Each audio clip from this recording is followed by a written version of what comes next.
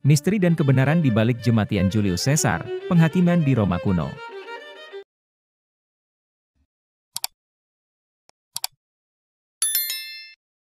Halo guys, kembali lagi di channel Sukses TV.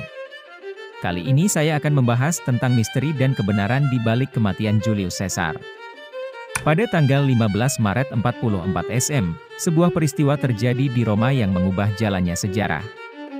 Julius Caesar, seorang jenderal dan pemimpin politik yang telah mengangkat Roma menjadi kekuatan besar, dibunuh oleh sekelompok senator di gedung Senat.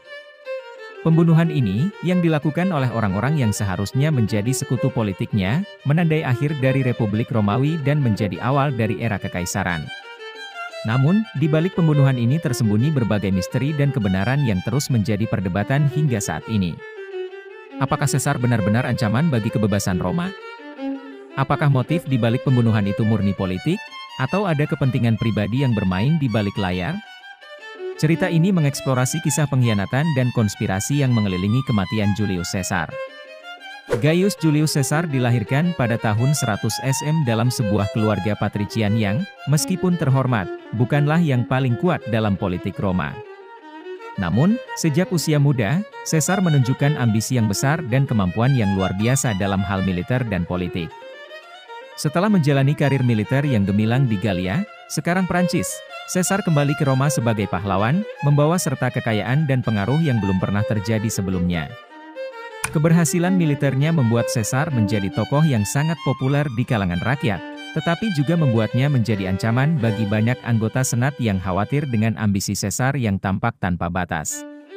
Di mata para senator konservatif, terutama mereka yang setia pada tradisi republik, kekuasaan Caesar yang terus berkembang dianggap sebagai ancaman terhadap kebebasan Roma.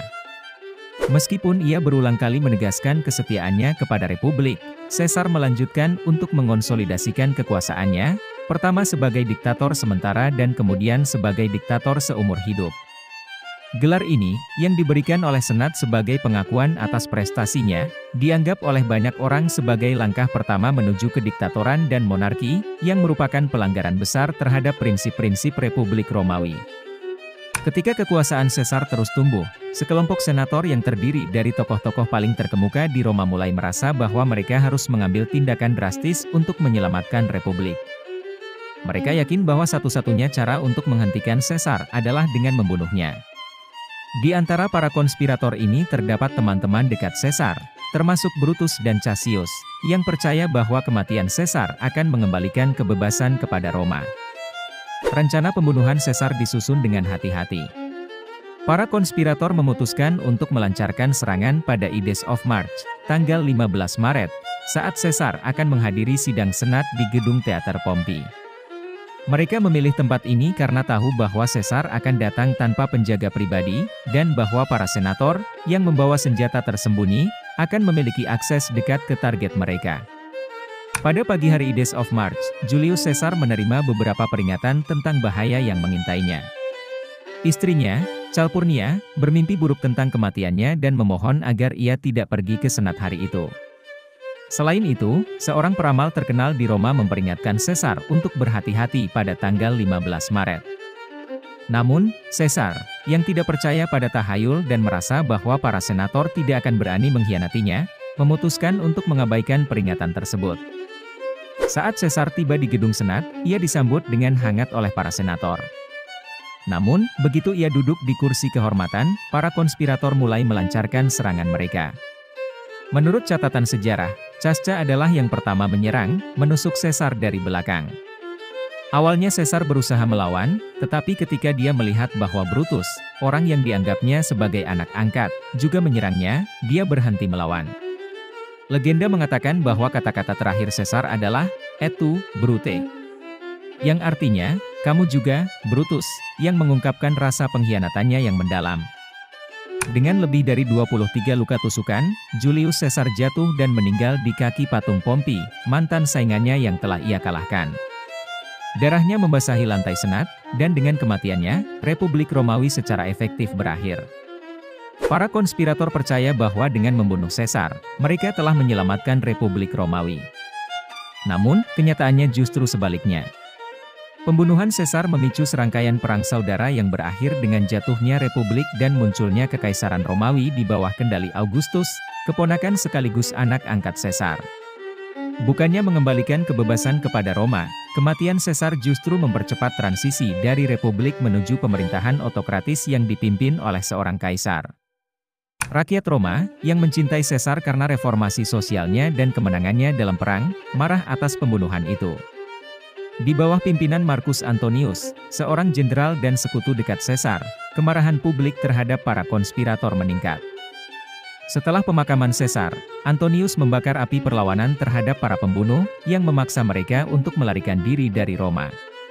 Sementara itu, Octavianus, keponakan Caesar yang diadopsi sebagai anak angkat dan pewarisnya, tiba di Roma untuk menuntut hak-haknya.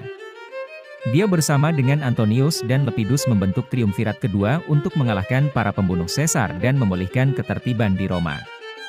Setelah mengalahkan pasukan Brutus dan Cassius dalam pertempuran Philippi pada tahun 42 SM, Octavianus menjadi penguasa tunggal Roma, dan pada akhirnya mengubah dirinya menjadi Augustus, Kaisar pertama Roma.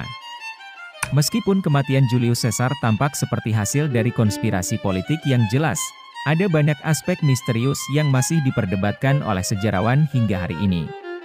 Salah satunya adalah apakah Brutus, yang sangat dihormati oleh Caesar, benar-benar termotivasi oleh keyakinan politik atau oleh ambisi pribadinya sendiri. Beberapa sejarawan berpendapat bahwa Brutus mungkin merasa terpojok oleh kekuasaan dan pengaruh Caesar yang terus berkembang, yang mengancam posisinya dalam hierarki Romawi. Selain itu, ada perdebatan mengenai apakah pembunuhan itu benar-benar diperlukan untuk menyelamatkan republik, atau apakah itu adalah tindakan yang dipicu oleh ketakutan dan kesalahpahaman. Meskipun Caesar memang mengkonsolidasikan kekuasaan dengan cara yang mengkhawatirkan banyak senator, tidak ada bukti kuat bahwa ia berniat menghapuskan senat atau mengubah Roma menjadi kerajaan dalam arti tradisional. Namun, salah satu hal yang paling mengesankan tentang kematian Caesar adalah bagaimana peristiwa tersebut menyoroti sifat manusia yang kompleks, di mana kepentingan politik, persahabatan, pengkhianatan, dan ambisi saling berkelindan. Kematian Caesar bukan hanya tragedi pribadi, tetapi juga simbol dari kejatuhan Republik Romawi dan awal dari era baru dalam sejarah dunia. Kesimpulannya, kematian Julius Caesar pada Ides of March 44 SM adalah salah satu peristiwa paling signifikan dalam sejarah Roma kuno. Di balik pembunuhan tersebut tersembunyi berbagai motif, baik politik maupun pribadi, yang mencerminkan kompleksitas dinamika kekuasaan di Roma. Meskipun para konspirator berusaha menyelamatkan republik, mereka justru mempercepat kehancurannya, membuka jalan bagi munculnya Kekaisaran Romawi. Kematian Caesar adalah cerita tentang pengkhianatan dan pengorbanan, tentang ambisi dan ketakutan, serta tentang bagaimana satu tindakan tunggal dapat mengubah arah sejarah. Hingga hari ini, kisah ini terus menjadi subjek studi dan perdebatan, mengingatkan kita akan dampak mendalam yang dapat ditimbulkan oleh pengkhianatan dalam politik dan kehidupan manusia. Terima kasih yang sudah menonton, semoga yang saya sampaikan bermanfaat bagi kalian semua. Jangan lupa like, komen, share dan subscribe. PAC out.